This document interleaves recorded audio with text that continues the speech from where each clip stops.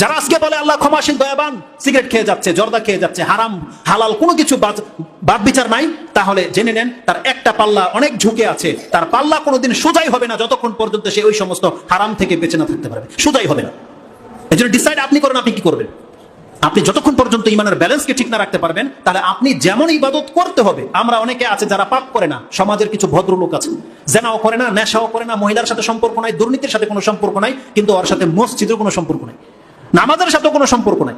In করে pant পরে ভদ্রলোক পাপ করতেছে, এখানে জেনা চলছে, ও মুখ ফিরিয়ে ঘুরবে, ও কিছু ওর কোনো পর্বাই পড়ে না, ও সৎলোক, ও সাধু, একেবারে সাধু।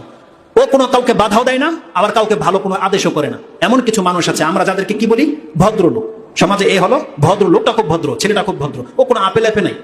আরে মুসলিমে আপেল আপে নাই মানে যে কোনো অন্যায় দেখলে আপনাকে বাধা দিতে হবে। আপনার সন্তানকে, আপনার অধীনস্থদেরকে তাদের পাপ থেকে বাঁচাতে হবে এবং তাদেরকে ভালো কাজের আদেশ করতে হবে। এই দুইয়ের নাম হচ্ছে ভালো লোক। ভালো লোক মানে এই না শুধু পাপ করে না, তাহলে আপনার ইবাদত কোথায় যাবে, সালাত কোথায় যাবে? অতএব আমাদেরকে সালাত, 5 ওয়াক্ত সালাত ঠিক রাখতে হবে এবং আমাদেরকে হারাম থেকে বাঁচতে হবে। এই দুইয়ের নাম হচ্ছে ইসলাম, এই দুইয়ের নাম হচ্ছে মুসলিম হওয়া। কোনো একটাকে ধরে থাকলে চলবে না।